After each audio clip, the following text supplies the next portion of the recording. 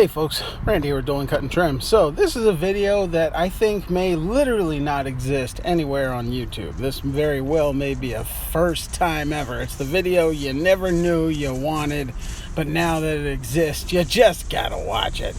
I am of course talking about the first ever real-time pet waste removal video on YouTube. I've searched high and low and this is definitely the first one.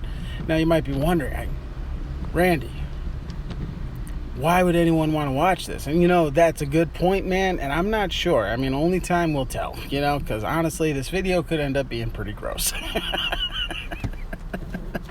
So a bunch of you guys have been asking for an update on the pet waste removal business, and honestly, it's gone through quite a change. When I first started it, I really kind of thought it might end up being bigger than my lawn business. It didn't quite work out that way. Honestly, I haven't been that impressed with it, to be completely honest. I think I've maybe done, I probably do like 200 a month in business, like not a whole lot. And was actually considering just kind of giving it up altogether.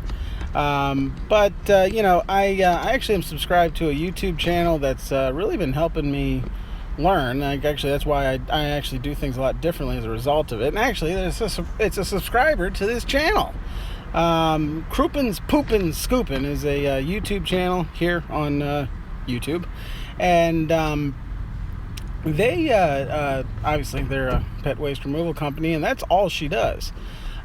She, I believe, has well over 100 customers, and her channel is all about growing your pet waste removal business. And as far as I can tell, I think she may literally be the only such channel on the entire website. So I've actually been able to learn a lot from her, and one of the main things I learned was I was using the wrong equipment for the job.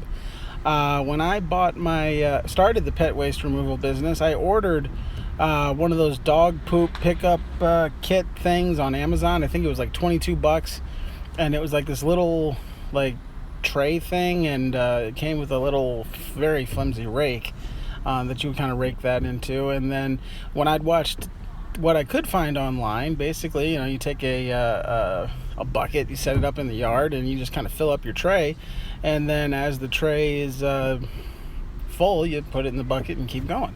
Well, that takes forever, and you got to keep going back to check the bucket. For those of you that can't tell, I'm just walking that pattern. This is a reasonably large yard, so you walk back and forth on the property looking for Dookie. Anyway, I started watching Croupin's Poopin' Scoopin', and discovered that she didn't use a setup like that at all. She actually used one of those industrial dust pans. I don't know what else to call it. Those big yellow things that you see in commercial settings. She used that and a $5 Ames rake. And I was like, what in the world? Seriously? That's what you use? It looks like it's way easier. So I went out and bought my own, just like what she's got. So that's actually how I'm rolling now. Now, I actually couldn't find one of these industrial dust pan things initially. So actually, the rake came from that dog poop set that Home Depot sells for another $20. I thought that would be useful. Turned out it was actually kind of annoying and wasn't all that great. But the rake is actually pretty heavy duty. I think it's more heavy duty than the $5 rake at Home Depot. So I used that along with this dust bin. This is a weird video, man. I didn't know what other angle to use except for just I just mounted the camera to the handle on the dust bin. Maybe I should have put it on the rake. I don't know. It's just kind of weird.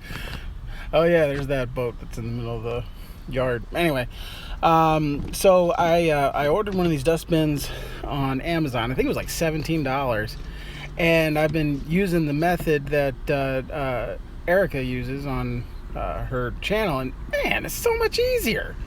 It's actually a lot better. Like this is a real-time video, and I guess I guess I'll put it out here since it's not like I know what I'm doing, so people are welcome to correct me. But like this job, for this property, it's bi-weekly, and I charge them $15, and I got it done in 10 minutes, which gives it a production rate of 10 times 15, or 10, 6 times 15 would be 90.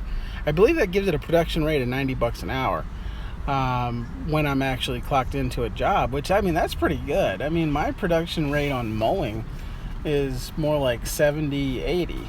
So the fact that I'm able to get something either similar or same doing this is pretty good. I think the issue that I'm having now is service area.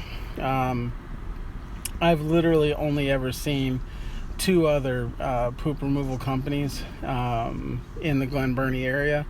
One of which is just a guy in his car, and it's kind of sketchy looking. And the other is that I can't remember what they're called, but it's a nice company. They got the whole truck lettered up and all this kind of stuff. I can't remember what they're called now, but they're a national company. So I think as I progressively move my service area further south in Anne Arundel County, I think I'll be able to get more pet waste removal customers. I don't have any pet waste only customers. All the people that I do this for, it's I do it at the same time I mow their lawn. So excuse me. Usually I'll just I'll usually trim the property first, then I'll pick up the poop, and then I'll mow. I don't know why I do it that way. I don't know. I just always have. So I don't know. I definitely don't mow and then pick up the poop, because man, that just turns into a real mess real fast. So I don't do that.